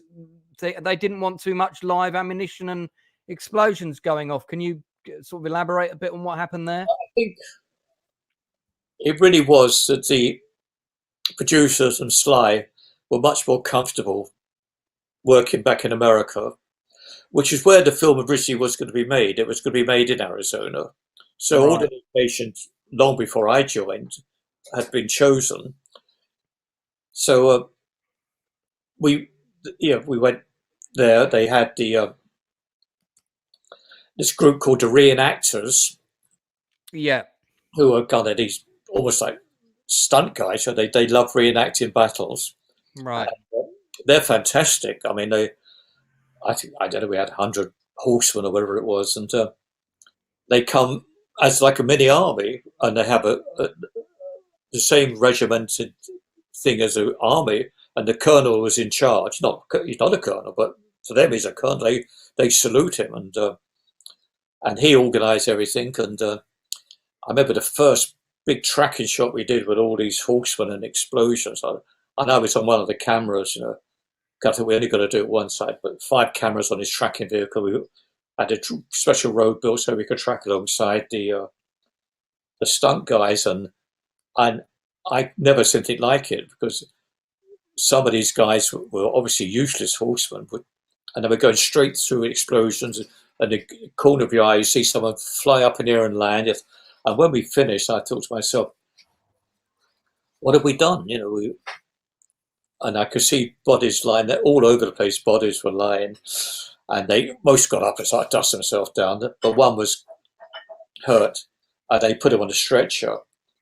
And I was talking to the colonel, and he went behind us, and he saluted from the stretcher, and said, "I'll be back as soon as I can, Colonel."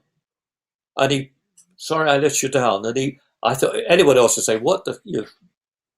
I've been blown up." He wasn't badly hurt, and it was the reenactors loved every second. And I said, "I'm not going to go again." And the colonel said, "They would be insulted, Peter. My men would be insulted if we didn't go again, because we can do it better." And I said, "But everywhere I'm looking, could we have 3 ambulances? I can see people being put in ambulances. I mean, no one was badly hurt." And I thought, how can I be responsible for what is happening? Anyway, we went again, and it was a bit more controlled this time. But no, they were the reenactors. I would always remember them with great affection. I want to move on to Zulu Dawn, and I'm gonna while we're again, I think this is a massively underrated movie. I know that financially it didn't do the numbers they were hoping for.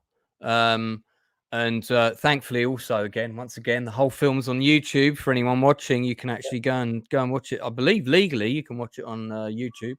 And this is the sort of climactic battle sequence, which I think one shot certainly involved nearly 3,000 extras. Yeah. And you were a second unit director on this picture. There's Bob Hoskins there. My friend Paul Copley in the same shot, who was also also on A Bridge Too Far with you. And by the way, I tried to get Paul Copley on this channel for an interview. He said, "I'll think about it, Lance. Send me the questions." I sent him the questions, and then he said, "I've thought about it." No. So I know it's been on so many great things. Charging downhill, they were going the other way, and that's how he managed to do that shot and get it successful. Were you on that particular bit? Oh, I was on everything because David and I were partners. We were together on it, so we always shot together, and we weren't expecting to shoot anything at the amount we shot, because we were quite a small second unit, and the first unit were huge. But it became obvious that we were very good at what we were doing, and we got more and more work put towards us, which was great. Yeah. And then we started having people like Bob Hoskins. Bob was a handful. I love it. Suddenly, about 1 o'clock in the morning, we all lived in this compound. There'd be a knock. David and I had a little tiny trailer. There'd be a knock on the door. There'd be Hoskins outside, and he swore a lot. He said, I'm going to be killed tomorrow. And he said, "You're going to fucking do it, not the first unit." And I said, "Yeah, but you can't, you can't tell what I'm going to do. And if the first unit going to kill you, he said, "I'm not having them fucking kill me." Anyway, they didn't. He told the director in no uncertain terms that he wanted us to do his final scene, which we did, and right. And I think the thing is that there was a great deal of confidence in David and myself, because we were always there, heavily involved in it. We weren't in a trailer saying, "Oh, call me when you want me," because we had such a small crew. We all had to. Again, he's another one I'm told was an absolute gent. Fantastic chap. Would you agree? Oh, yeah, totally. I mean, I can't remember any of the actors not being. I mean, Peter O'Toole was sometimes rather strange, but I think that's the way he is. But all the smaller parts were fantastic. They really got into it. Maddie, could you just turn this thing off? I just got something to come up that I don't. You just click it. Oh la la! Oh no, it's later. Now what you done? Did we lose you? You did. No, I can still see and hear you, so we should be all right. Some people said occasionally the stream. Yeah, we haven't for the moment. Just hold on a second. Oh la la! Yeah. Yeah. Well, YouTube might be moaning at me for policy violations, but the funny thing is they're saying the stream's been suspended. Well, you know what? We're still recording this, so we'll keep going. Oh, we've doubled there.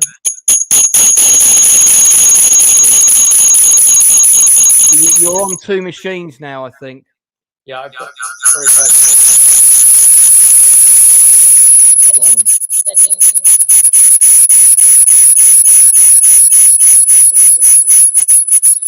Echo cancellation. Oh, you're in the thing twice. I don't know what happened there. Well, I think we're all right now. Let me just oh, damn it. Yeah. Okay. I'll tell you what.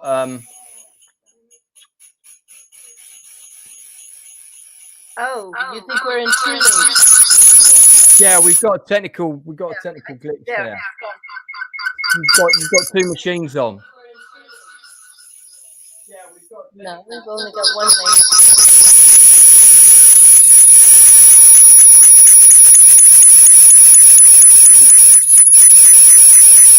Do we jump? You want to come out and come back in again? Might be an idea. Is that better? No, because you've got an echo. You've got to. Oh, there we go. I think we sorted it. Okay, good. Yeah, they nearly suspended our stream. We're back now, but because I was playing clips from Zulu Dawn with the sound off from YouTube. It's on YouTube, so I don't know. Anyway, so that should come under fair use because we're talking about the shots and the filming and everything else. But so I think I think we'll be all right. I believe we're back now. I think so, because it's on my other machine. So, well, we haven't got much longer to go, because I don't want to keep you on too long. But we've just a couple of other topics I wanted to pick up on, because you did some second unit quite recently, not a million moons ago, on Guardians of the Galaxy. Yeah. And also Wrath of the Titans. Yeah. Which I think you probably were on the unit that shot in Wales. I believe there was one that shot in Wales with a temple on top of they built a temple on top of a Welsh mountain or something. Take credit. He did that job. How did let's talk about Guardians first. How did that come about, and which bit? Because I was talking to my stepson Ben Davis, and he said, "What's Peter doing?" And he said, "He's nothing. He's reading scripts." And he said, "Oh." And half an hour later, they called him up, and he went down to Shepperton, and he took over. So Ben Davis was the cinematographer on the first unit, right? And so they needed some. Is this a story where someone got fired again and you came in? Probably. I tend not to. I tend not to think so much about people being fired. No. So somebody had gone anyway, but you didn't need to inquire. And so which bit of the film are we talking about where Guardians is concerned? Do you know what set was it? Do you know which scenes you were shooting? Well, can you remember, Maddie? Because I don't remember. No. There's a lot, though. I mean, I shot an awful lot. Was this would have mainly been green screen work? Is that right? No, it's a mixture of both. You know, I'd say I'm very sorry. I can't. It's quite a time ago now, and I can't really remember. But I know we were heavily involved in a lot of the shooting with a lot of the main actors. Sorry? Remember with the girl from Avatar, you kept telling her, she said, "I can't do this." She was like a big star you didn't even know. No. It was a lot with the actors, yeah. So yeah, the actress that you're talking about, I know exactly who you mean. Who had the green? She would have had the green skin in Guardians of the Galaxy. Yeah. And she was. Yeah, no, she's great. Was she finding the filming difficult? Is that what Maddie is saying, or? I don't think she's. No, I remember something was funny because actors are not used to being told the truth or being talked so directly. And she'd ask Peter a question, and he was just down to earth, and he told her the truth. She was quite taken aback. You know, he doesn't do the Hollywood bullshit thing. So I remember when this is Zoe Salinger we're talking about. Zoe Salinger, and she asked Peter a question, and he just, it's like the thing when Laurence Olivier said, "Well, it's acting, my dear," to Dustin Hoffman. So he gave it right back to her. Yeah. And she was quite surprised, but very, she trusted him from then on. Right. Well, that's the Olivier story. You know what Madelyn was saying there, Laurence Olivier with Dustin Hoffman. Have you heard the story? Are you talking about the one, "Just try acting, my boy"? Yes. Oh no, yeah, I've heard that. Yeah. That's a legend in British circles with Olivier telling off Dustin Hoffman and try acting, boy. Yes, right. And Larry said, "Peter, sometimes you think I'm a effing C word," and Peter said, Peter, "Sometimes I think you think I'm a silly old," and I said, "I'd never think of you being old." And and he said, "I give up." No, I mean, actors like that, Ralph Richardson and John Gielgud. I mean, Albert Finney. You have nothing but admiration for these wonderful English actors, all of which are stage actors, so that makes them very, very professional. And they always, I love Albert Finney. I found with all these English actors, a really good one. They all appreciate the crew. They all appreciate the crew, listen to them, and do their best to make it easy, make it work. Whereas I've worked with, especially American actors, who won't even take any advice your job's to keep me in picture. They do whatever they want. And it's not if you want to tie them down. It's just that sometimes shots are very, very complex. If you're doing a big crane shot, there's probably 6 or 7 or 8 men trying to make the crane work and track and that.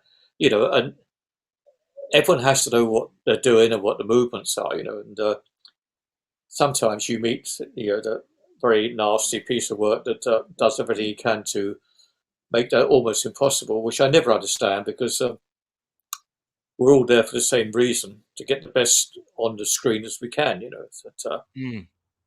I don't have to worry about that anymore. Well, no.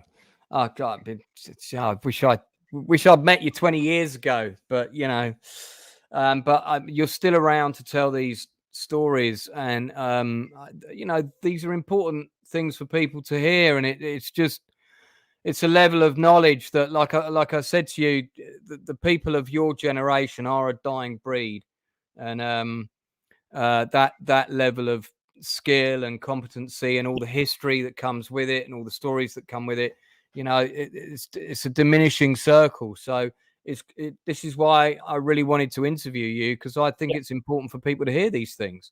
And hopefully, if YouTube hasn't cancelled it, it will stay here, and we'll get to see it. People will get to see it again and hear it again and again. I did promise that I would mention Cabaret and Yentl, not 2 of my favourite films, but they are 2 films that you worked on. They're 2 films that were very successful. My mother loved Cabaret. I don't think she was a massive fan of Yentl, but she loved Cabaret, that's for certain, because she was a dancer, my late mother. And it's the 40th anniversary of both of these movies. Your role was camera operator on both of those? Both of those, yes. And so how was it working with Barbara Streisand? She's a bit of a legend. How was that? It was unbelievable. Because when I became a cinematographer, and then I was on the film, and I got a call. I went back to the little hotel, and the receptionist, little old lady, said, "You had a call from an American lady, and she seemed to really want to talk to you." I said, "Did she leave her name?" And he said, "It was Barbara something. I think it began with S." So I said, "Well, Barbara Streisand." She said, "Yes." I said, "Well, I'm going out for dinner now.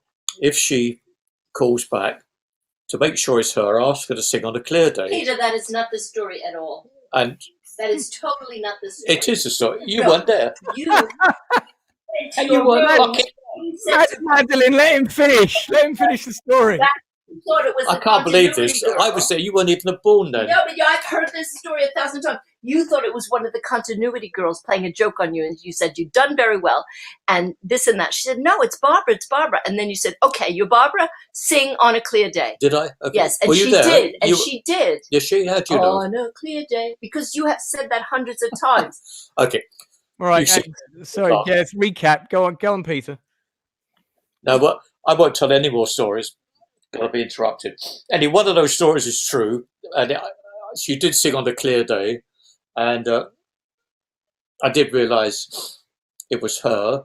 And I just finished a film with Walter Matthau, who've worked with her and hated her. Now, Walter Matthau, one of the nicest men you're ever going to meet in your life, and I loved him. He was great. I loved his work, and he said it was. I can't remember the film he did for her, but he said it was one of the. Hello, Dolly. Hello, Dolly, was it? He said it was one of the most worst experiences of his life. So when she called me, I told her this. I said I've been working with someone who says when they work with you, it's one of the worst experiences of their life. Why would I want to, at my time of life, go back and live that? And she was quite upset that people might think that of her. Anyway, we met. She agreed she was never ever going to play superstar, any of that type of crap, and she didn't. She was fantastic, a very, very good director. She had almost every shot in her mind. I mean, you could improve it, but she had the film already cut in her mind. Yeah, clear vision kind of thing. She's fantastic with the crew. She knew all the within a few days she knew all the crew's names, and the electricians used to eat on the stage at the studio at Wembley, and they have sausage and mash. And Barbara loved food, and she walked through the set. She smelt the air. So what's that smell? And everyone panicked, thinking she was going to be angry. And so I said, "Oh, it's the electricians. They're cooking something in the back of their van." Mm. So she went to the van. I said, "What are you cooking?" They said, "Sausage and mash." She said, "Make sure there's some for me." And then she ate with them nearly every lunchtime, sitting there in the back of a van eating sausage and mash or whatever they were cooking, because she just loved that kind of basic food. You know, she loved food. And the crew, I must say, the crew, and it's quite upsetting. I think it might have been the Daily Mirror did a very bad article about her, saying, how she was a pain in the arse and blah, blah, blah, and all this, on the film. And she was very upset. And Zelda Barron, who was a continuity girl, and myself and a few of the others, wrote a letter to the Mirror, which everyone, the whole crew signed, saying you couldn't be more wrong in your portrayal of Barbara. And I think there must have been like 50, 60 people of the crew signed this letter. We sent it to I think it was the Daily Mirror, and they did publish it. And Barbara couldn't believe it. Firstly, why would the paper insult her? But then again, she was used to that. And then why would the crew come up and say that was total bullshit? It's just the opposite of what you're saying. Did she take you all out for a slap up dinner to say thank you? Yeah, no, she did. No, actually, you're not going to meet a more generous person than Barbara. She's totally generous in her praise and her generosity. And also, you helped because David walked in sleeping all the time. And was she married to James Brolin when you worked with her, or would that have been later? Maybe that would be later. No, the time of it was John Peters. Oh my God! Yeah, who was portrayed in a movie I saw recently, yes. By Bradley Cooper. Very honestly. Yeah, he was like a crazy madman from what I've read. I personally liked him very much. I remember saying to him, the world needs a John Peters, but only one. I said, one of you is enough, because but he was a handful. But yeah, he liked his cocaine, I believe. But you don't need to comment on that. Yeah, no, I didn't know what you said. What you say? Oh, I said I believe he liked his cocaine. He could have done. Yes, I always kept clear of anything to do with drugs, and very wise. So, well, we'll be bringing things to a close shortly because we've already gone way over the time than we agreed, and I really appreciate you coming on and telling me all these stories. I think I missed a couple of questions earlier, so let me just grab those before we wrap up. I think there was a couple on Superman from RRTZ, who a regular supporter of the channel. See if I can find it. Got a late Superman question for Peter. Here we go. The final shot in the film, Superman's smile to the audience as he flies off, was that Donner's direction or Reeves' choice, or I guess was it in the script? I mean, it might have been in the script. No, I think that's probably Dick. That little kind of that I sort of Dick Donner. Yeah, that was Richard Donner. Okay, yeah. Fantastic. I think just other people agreeing that. Again, also cheered at all the same moments that I mentioned. Wonderful to hear about the amazing film, Christopher Reeve, best ever. And thanks, Peter, for those stories. So looking back on your career, I guess this is my kind of sort of final questions. And it's a long career, man, with a lot of big name actors, big name directors. Is there a favorite director that you worked with? I mean, obviously DOP, Geoffrey Unsworth, of course, we've talked about him already. Is there one director that literally, if they'd called, you would have been on set? I mean, you know. Well, I think Bob Fosse on Cabaret was, to me, the most inspirational director, because not only was he a good director, he was a great dancer, great choreographer, and we had quite hateful producers on the film. So not only was he trying to make the best, for a change, yeah, not only were we trying to make the best film possible, he wasn't getting any support from the front office. Yet we all believed we were making a great film, and they were saying things like, "We'll be lucky if we can get it released on on airplanes or on TV, maybe." And then when Bob and Geoff Unsworth, the Academy Awards, and I think it got 7, 8. Well, I can't remember how many Oscars it got. It didn't get Best Film, so the producers didn't get the Oscar. Good, but they never came up and said to Bobby and Geoff and the other people that got it, "You were right and we were wrong." They couldn't do that, And I greatly admired the fact that how Bob never dropped his values, and also we had a crew that really cared, But and I realised later when I started directing, and I had a similar experience. It really is quite hateful when you work 12, 14 hours, and you get back to your hotel and you're worn out, and then the phone goes and there's a producer criticising that and criticising this, who had never done anything to help you make the film, And I think Bob saying,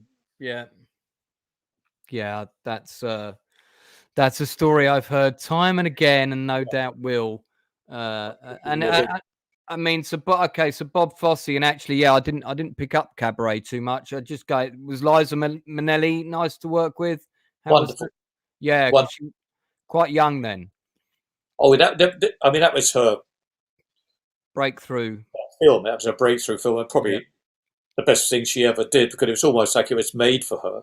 And and she, not only she was perfect, because not only she's a good actress, she's a great dancer and a great singer, Yeah. And she and Bobby got on really well. In fact, the whole crew.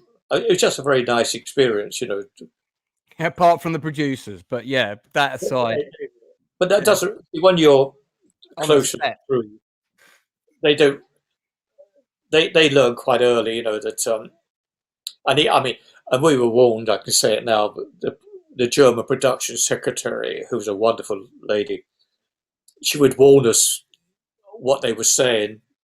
So when they came on the floor and started criticising, and one day she warned us that they were going to take away our box of filters, which Geoff always used a very slight light fog filter on all the film, And they decided they're going to come on the stage and take the box of filters, so Geoff couldn't use the filters.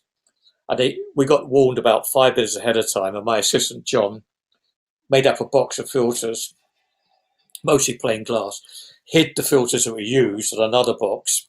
And when the producers came on, 3 of them came on, "Where are those fucking filters?" And just what they're there, big box saying filters. So they took the filters off, and we carried on shooting. The following day we're at Rush's, and they said, "That's much better now. No, you don't have those fucking filters." We just carried on the same way. And they didn't know. They just thought. Of course, they didn't. They'd. It was always amazing to me that they were. And luckily, I say, with Bobby, the crew really were, especially the English side of the crew and the assistant, the American assistant director, really stood by Bobby. Because it's very hard. You work 14 hours a day and you try your very best, and then you get this total criticism. Nothing positive, everything kind of negative. Yeah, everyone believed and proved right that we were making a really groundbreaking film, which was proved by the Oscars. And of the actors, there's a lot of them, obviously. Of the actors that you've worked with, all throughout your illustrious career, any particular favourites that again, if you heard they were making something, you'd think, oh, I hope I get on that because they were nice to work for or with. Or Fun enough, it's probably some like Ingrid Bergman, who was right. Oh, I mean, I think most people were in love with her, you know, when they saw her when they were younger, and when I worked with her, she was getting on a bit, but she was Yeah, my unbelievable. father had a huge crush on her, and my father was Danish. He had a huge, the one who brought me up, not Lionel. Yeah, Isa Barbara. Um, it's mostly the women that I think showed her strength. Charlotte Rampling. I think I admired them more than the men, actually. well, yeah, I mean, quite rightly too. There's nothing wrong with that. Just had some very nice comments from people in the chat saying this has been a fantastic talk, and you know, they thank you for your time. So my last question is, what in your whole filming experience would you say was the most embarrassing moment for you on set, accidentally, unintentionally, without your wife jumping in to suggest one? Okay. I'm sure she's probably got. When I was a clapper boy, I had a big crush on this Chinese actress, Nancy Caan, who plays Susie Wong. Right. Beautiful. And I did this thing with her. And we were on location, I can't remember what it was now. And I got to my room early morning because I had to get rid of all the film, load things, write the camera sheets out. I got into my room and there's a smell of perfume in my room. And there was clothes on the floor. It's like one of those scenes you see in a film with stockings and underclothes leading to the bed. And in the bed was Nancy Caan. Now, I don't know what to do. I'm in love with her. She's obviously naked in my bed. It's my room. So I walked to the bed very gingerly. I just shook her shoulder and her head fell off because it was a full-size model we had of her for one of the stunt scenes. As her head fell off on the floor, I screamed, and then behind me, nothing but laughter. The whole crew were not the whole crew, but a good deal of the crew, especially the women, were in the corridor laughing at my including Nancy. Took me a long time to forgive them. This is the lady in question that we're talking about, and I think anyone who wandered into their hotel room and thought she was in their bed would, you know, I'd be very happy. Yes. Well, I would imagine so. I mean, one has to be careful what one says these days. But I want to say something because you think I'm cutting in. Peter already did these memoirs. We've been recording for the last 2 years these stories, and I've lived with him for 27 years, so I know the stories. And he's writing his book. So that when I corrected about the other thing, was quite funny how he took the phone call and he asked Barbra Streisand to sing On a Clear Day. But a funnier story, I don't know if he'll tell you, it's a little risque, is with Marianne Faithfull. Ask him to tell you that story. In bed with Marianne Faithfull. I'm sure both myself and the people watching and now are very keen to hear the Marianne Faithfull story. I already know the one about the Mars bar, so I'm assuming it's a different Mars bars. Just give me a clue. You were there on Girl on a Motorcycle, and she said, "Close your eyes and open your mouth." Yeah. So, like most young men at the time, I was, because she looked so innocent and beautiful, and indeed, I think we were all in love with her. And then it's a long story, but I ended up one night in the bedroom with her in bed, and she said, "I say, Peter, it's all coming out now." She said, "Do you trust me?" So I said, "Well, yes." And I'm thinking, this is going to be the best night of my life.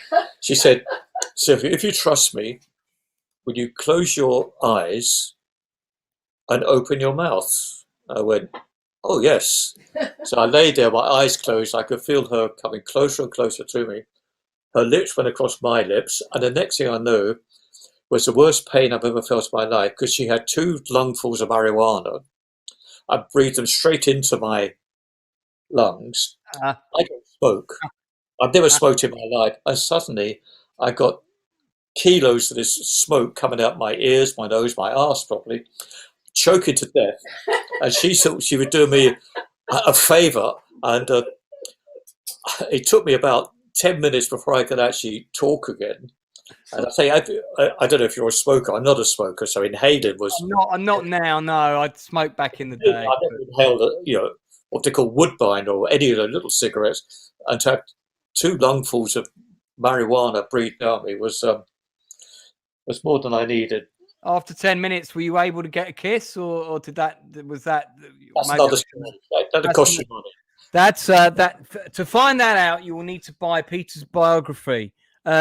So let's end on that. Is that coming out soon? Can we give that a plug? Was that going to be available, or is Maddie just joking? I mean, we're just doing recording some. We haven't made it into the book yet. Yeah, no, we have. We're doing lots. Madelyn and I have been doing recordings and stories while I still have a memory, right? or I still learn to lie quite well. So I'll let you know if ever I finish it.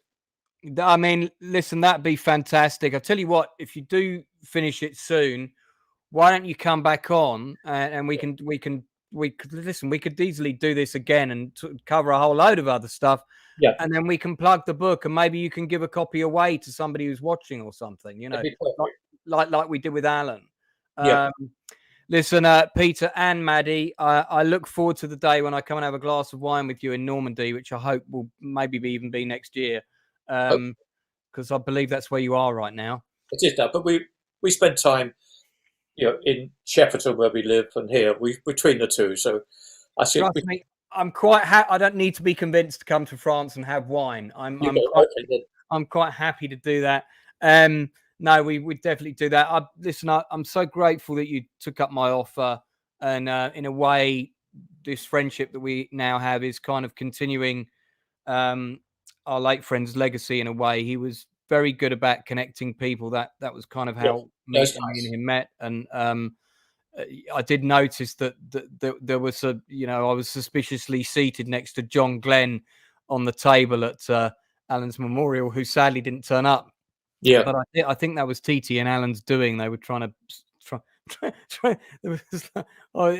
didn't expect to be speaking last either, so I don't know what that was all about. But I was very grateful for the opportunity and met some wonderful people there, including your good selves. And it was so great that Maddie came over and practically yanked me off my table and said, "You got to speak to my husband."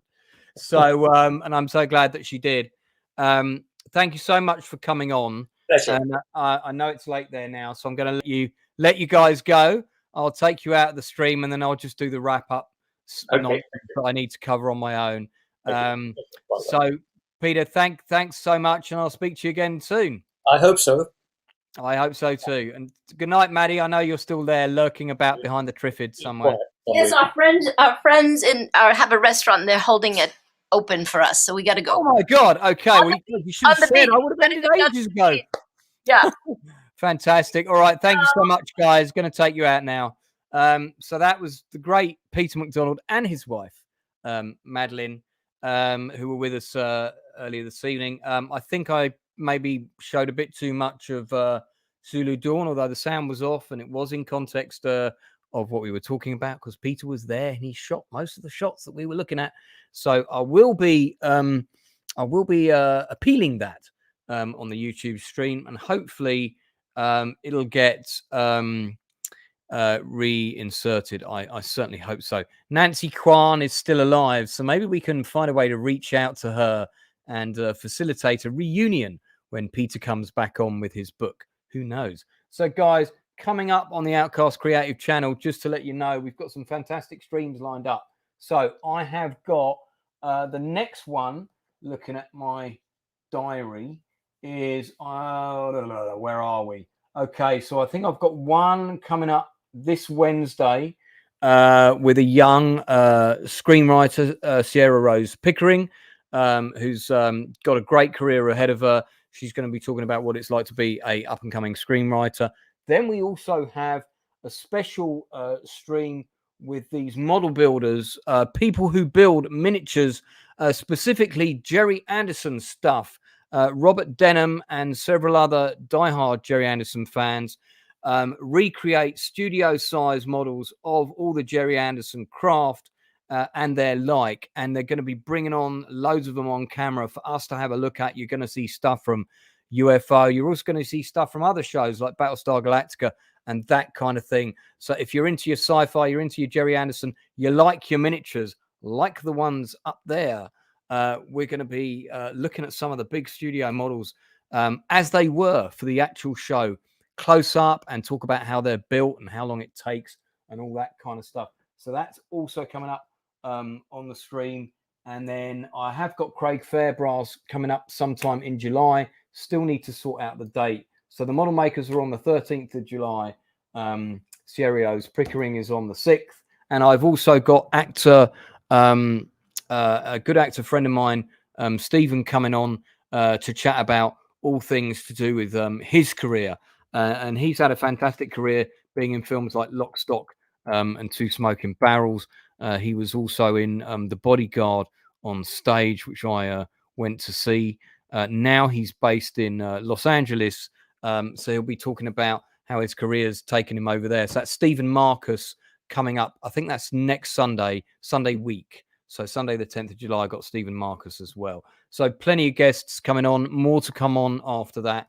Thank you so much for watching. Do like and subscribe to the channel. Spread the love. Share the stream. We're creeping up to 1,000 subscribers, guys. Help us get more subs. We're nearly there. And I'll see you all again really soon. Thanks very much.